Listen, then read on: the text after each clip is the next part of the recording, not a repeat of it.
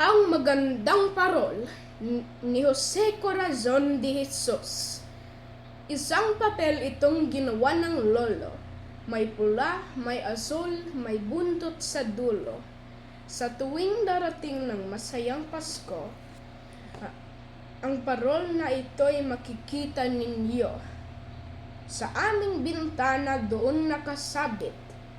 Kung hipan ng hangin tatagi-tagilid, at parang tao ring bago na ang bihis, at sinasalubong ng Paskong malamig.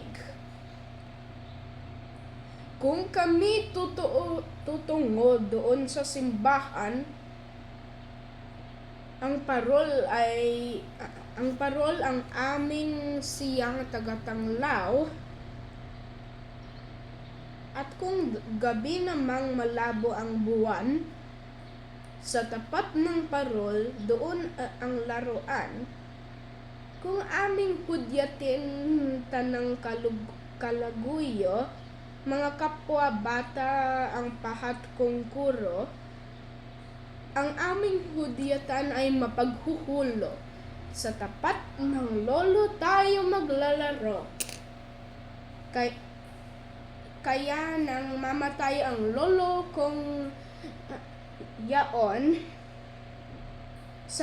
sa bawat paghihip ng amihang simoy,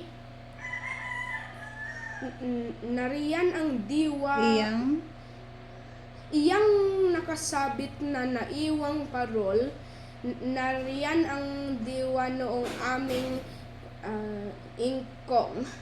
Wait, okay? Just wait. Okay. Don't disturb, okay? Nasa kanyang kulay ang magandang nasa. Nasa kanyang ilaw ang ano? Dakilang. Ang dakilang diwa.